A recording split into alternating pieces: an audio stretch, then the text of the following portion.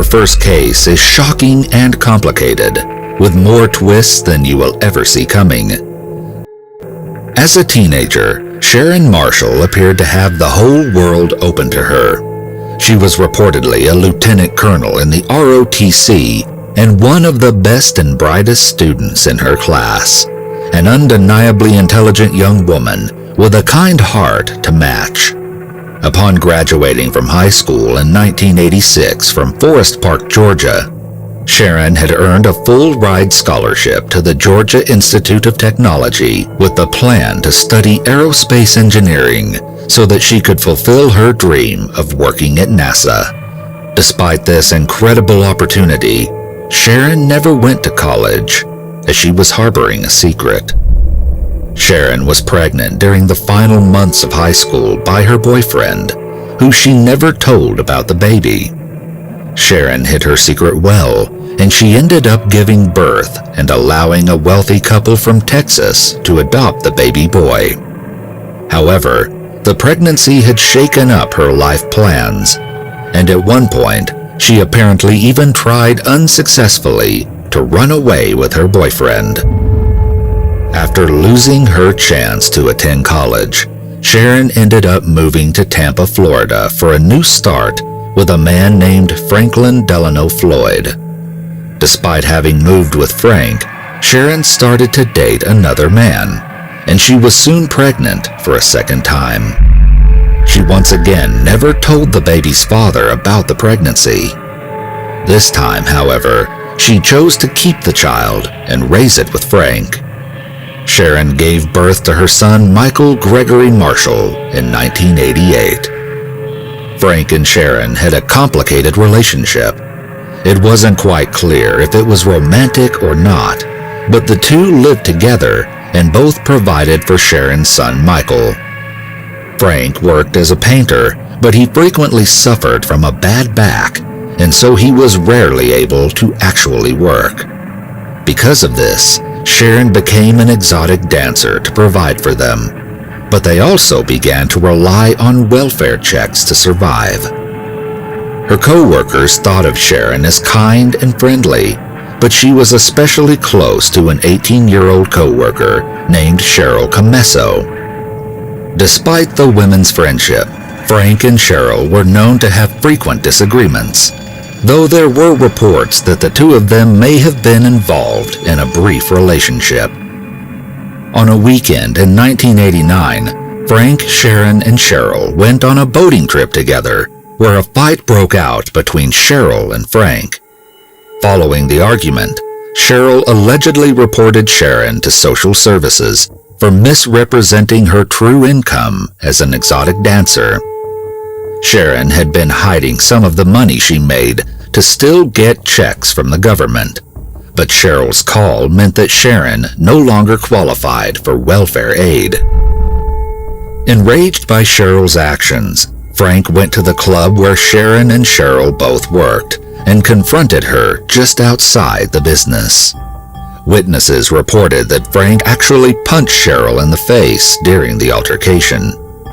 Shortly after, Cheryl left her father's house to travel to stay with a friend, but when she never called her dad to tell him that she had arrived safely, he reported her missing. Her abandoned Corvette was discovered at the airport, and an investigation ensued to find the missing woman. Both Frank and Sharon were seen as persons of interest, but for years, no evidence ever arose to connect them to Cheryl's disappearance. The two quickly packed up and left the area, which only increased suspicion, especially since they started using different names as they traveled. Frank and Sharon ended up getting married in 1989, and Frank claimed it was to give Sharon's son his family name to belong to, though the couple frequently went by different aliases. They ended up in Tulsa, Oklahoma, where Sharon was once again working as an exotic dancer. Sharon easily made friends everywhere the couple went, but no one seemed to like Frank, as he was aggressive and unpleasant. Reportedly, Frank once again got into a fight with another dancer Sharon worked with, and when the woman yelled that Sharon should leave him, he responded, "If she ever left me, I'd kill the..." Little did Frank know, Sharon was making plans to leave him for a man she had met at the club where she worked.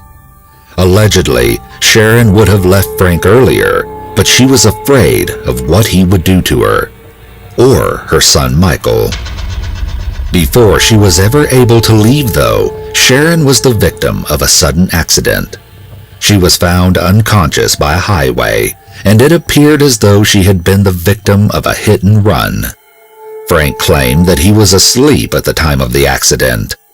Though rushed to the hospital, Sharon never regained consciousness.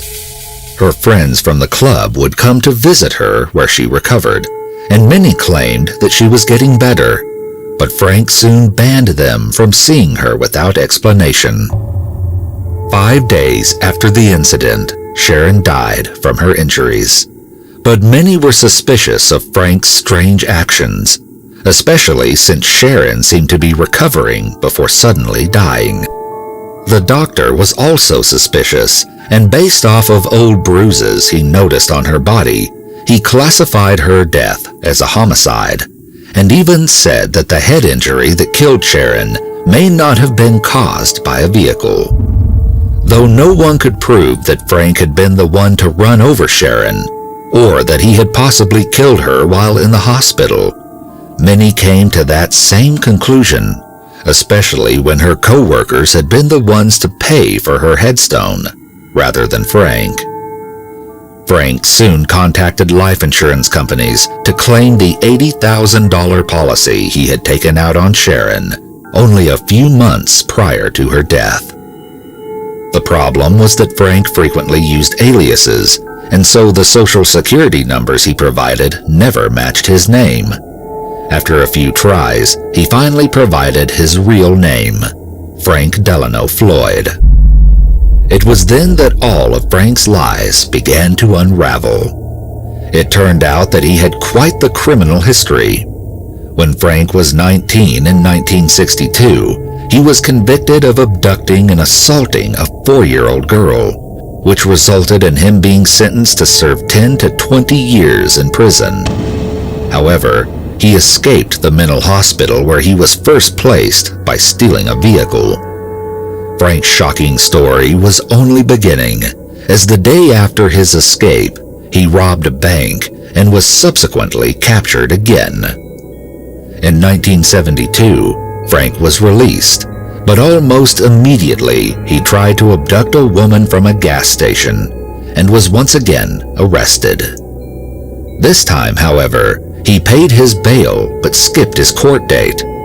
A federal warrant was issued for his arrest, but he quickly vanished and began using fake names while on the run. That is, until he finally had to give his real full name to the life insurance company. Frank attempted to flee from authorities, but he was soon captured in Georgia and placed in prison to finish his sentence. For the friends of Sharon, they felt that Frank's arrest was a way to serve justice to her untimely death. During this time, Frank had reportedly given Michael to social services before he went on the run, and Michael was soon put into the foster care system, where he was placed with a loving family. However, everyone was shocked by the little boy's behavior, as he appeared to be nonverbal and would only scream and moan to communicate. Frank insisted he was Michael's father, and so the child was frequently brought to visit him while incarcerated. When Michael showed hesitance to visit Frank, a DNA test was eventually performed. Even though Frank initially resisted, it was discovered that despite what Frank said, Michael was not his biological child, and so the visits were stopped. But this shocking story doesn't end here, and it was far from over. When Frank was finally released from prison in September of 1994, after serving 4 years, he started stalking Michael and his foster parents in Oklahoma. He knew he would never be given custody of the child, and so he devised a plan to take him. On September 12, 1994, Frank showed up at Michael's elementary school and demanded to see the principal, James Davis. When he wasn't allowed to take Michael, Frank pulled out a gun and threatened Davis. Michael was finally collected, all without alerting anyone at the school, and Frank forced the principal under gunpoint to take the two of them to an area a few miles from the school grounds. There, Frank tied Davis to a tree, leaving him unharmed, and fled with Michael in Davis's truck. When the abduction was finally known, a frantic search began, but it would take 2 long months for anything to be discovered. Frank was found in Louisville, Kentucky, and arrested, but there was no sign of Michael. Even after extensive searches, there was no trace of what had happened to the little boy, and Frank refused to tell anyone. Talking about Michael to the police, Frank stated, "It's none of your business where he is, nor do I care how much any of you in Oklahoma miss him or love him." The first of many twists was revealed during Frank's trial for kidnapping Michael. In 1995, skeletal remains were found covered in vines in Pinellas County, Florida. The remains weren't immediately identified, but an investigation determined that the victim had died from a beating and 2 gunshot wounds to the head. Later that year, a mechanic in Kansas purchased a truck at an auction, and inside he found a large envelope filled with 97 photographs depicting a woman who had been beaten and bound. The truck had once been in the possession of Frank Floyd, who had stolen it while he was passing through the area in 1994, before eventually abandoning it. The photos were compared to the unidentified remains, and a wound to the photographed woman's cheekbone matched one on the recovered skull. The skeleton was soon named as belonging to Cheryl Camesso. Frank was convicted for kidnapping Michael, who still hadn't been found, but was classified as missing, and he was consequently sentenced to 52 years in prison.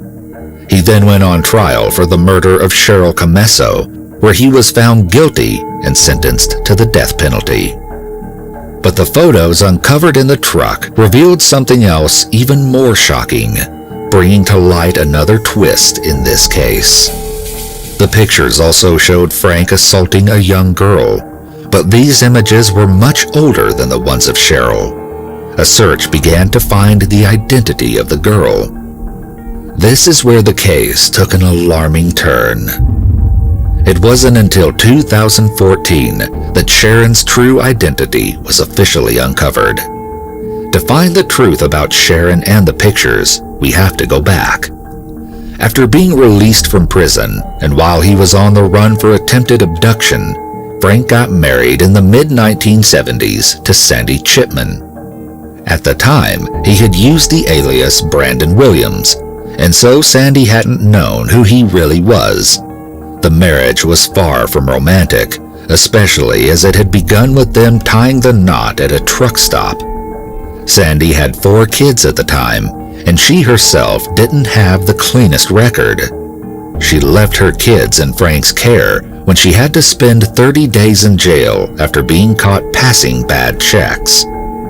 When Sandy was finally released from prison, she found that her house was empty and her children gone. It appeared that Frank had taken them and moved. It took Sandy years to figure out where her children had ended up, but she eventually found 2 of her daughters, Allison and Amy, living with a social services group. Despite this, Sandy couldn't locate her oldest daughter, Suzanne, or her son, Philip. Her son was eventually found when, as a grown man, Philip came forward and had a DNA test to reveal that they were related. Frank had put him up for adoption, but what happened to Sandy's oldest daughter is even more shocking. Sharon Marshall's real name was Suzanne Marie Savarkis, and she was the daughter of Sandy Chipman. In a truly alarming twist, Frank had taken Sandy's children and split them up over different social services groups, but raised Suzanne as his own daughter. Frank and Suzanne moved frequently and across several different states. Frank told many different stories to those around him about how he had come to care for the young girl, but in most, he claimed to have rescued her when she was abandoned by her parents. At this time, he was calling her by the alias of Tanya Hughes. Yet by the time that the young girl graduated from high school, she was going by the name of Sharon Marshall. It turns out that Sharon was kidnapped as a child by Frank, her own stepfather, who raised her, frequently assaulted her, later married her when she was an adult, possibly killed her, and then kidnapped her child after she died. A frigid Monday morning outside Denver, Connie Large Bennett gets a disturbing phone call about her son Bruce and his wife Deborah. Connie and Deborah's brother Larry had just seen the couple and their two young daughters, Melissa and Vanessa, the night before. The brutal attack has left 3 dead. But there is a glimmer of hope. Detectives turn to the last people who saw the Bennetts alive, the guests at Melissa's birthday party. Crime scene investigators are unable to pull a usable fingerprint off the knife. In Melissa and Vanessa's bedroom, CSI discovers another crucial piece of evidence. Detectives hit a dead end. They have no eyewitnesses, and the physical evidence they have can't lead them to the killer.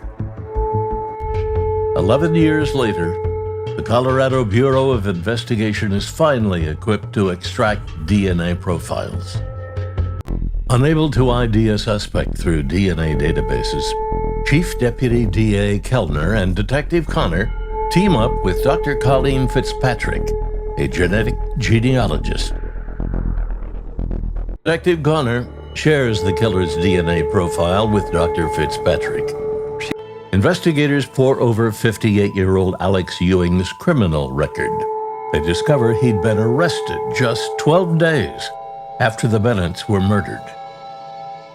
Not long after the Bennett family murders, Ewing popped up on the radar in Kingman, Arizona, where he allegedly bludgeoned a man with a rock.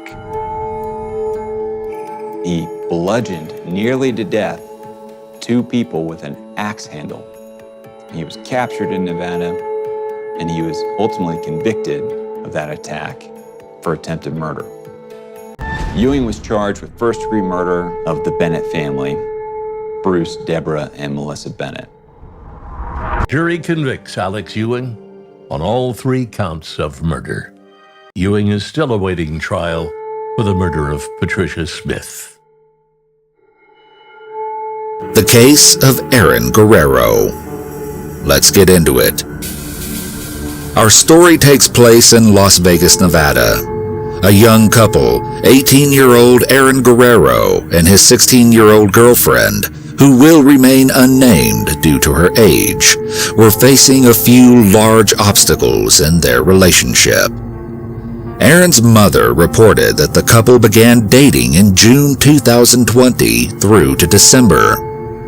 It has been alleged by various news sources that Aaron's parents told the police that their son had claimed that the young couple planned to run away together.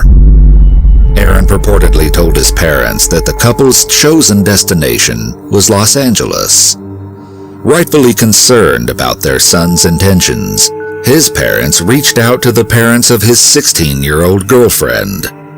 Together, both sets of families agreed that the couple should no longer have contact with each other. According to police, Aaron's parents reported that after this decision, the young man soon ran away from their home. His parents weren't the only ones struggling after the decision to keep the teens apart. According to the ex-wife of the teen girl's father, Daniel Halseth, he too was having difficulties with his daughter. The issues between the father and daughter are reported to have been focused on her relationship with Aaron. Recently, Lieutenant Ray Spencer confirmed that Halseth had told his teen daughter that He did not want her to date Aaron. The teens, unable to reconcile with their family's decision that they should be kept apart, are alleged to have taken matters into their own hands. On April 9, 2021, Las Vegas firefighters from Clark County Fire Department responded to a fire in the 8400 block of Dunphy Court around 2:15 in the afternoon. There, once the fire was extinguished, the firefighters discovered a gruesome sight: a burned body. The body was found in the garage of the home.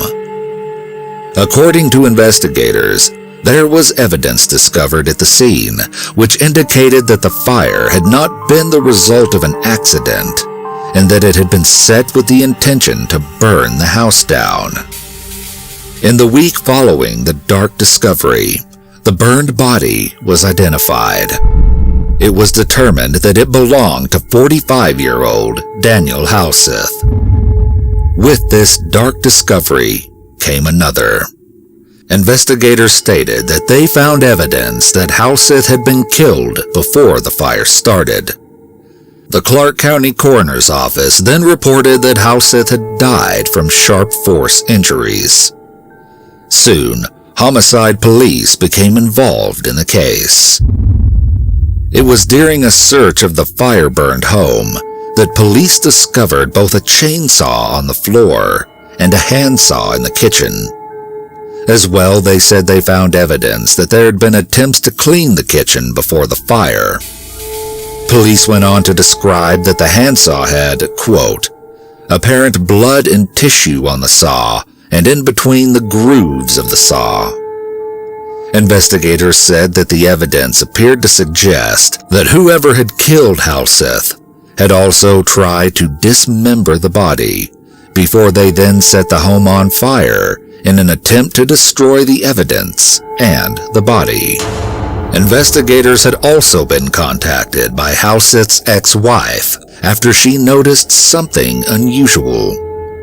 She and Halseth had remained close after their separation and still shared a bank account. She went to the police after she realized there were multiple withdrawals from their shared account, but from various ATMs. A news source reported that the final withdrawal was flagged for potential fraud. Apparently, Halseth's ex-wife had tried to contact him about the withdrawals, and when she couldn't, she turned to the police. According to KTNV News, during the ensuing investigation into Halseth's death, detectives identified Aaron Guerrero and Halseth's young daughter as suspects. It has been reported that the police discovered surveillance footage that allegedly shows Aaron at a hardware store, where it is claimed that he bought a saw, lighter fluid, and disposable gloves. His girlfriend was allegedly also seen on surveillance, purchasing bleach from a grocery store. Investigators have stated that the lighter fluid may have been used to start the house fire. As well, police later confirmed that Halseth's teen daughter allegedly stole his car and money before fleeing. According to a police affidavit, on Tuesday, April 13, 2021, Aaron Guerrero and his girlfriend were found in Salt Lake City, Utah. They were spotted by Utah Transit Authority police officers on a TRAX train after they were stopped for failing to pay a light rail transit fare. Aaron was apparently asked by the officers to show his proof of fare to ride the train. But when Aaron admitted that he didn't have a ticket, he was asked to give his identification, and he handed over his actual ID. Officers ran a background check on Aaron, and they were surprised to find that he had a full extradition warrant out of Las Vegas, Nevada, for the offense of homicide. The two were then both arrested in connection with the death of Daniel Halseth. Following the arrest, Las Vegas police reported that the teens are currently being held by Utah authorities. until they can be extradited to Nevada, where they are set to face open murder charges. Anyone who has any information about this incident is urged to contact the LVMPD Homicide Section by phone at 702-828-3521 or by email at homicide@lvmpd.com. Have you heard any updates on this case? Let us know in the comments below. And if you enjoyed this video, more great stories for you to explore will pop up next on your screen.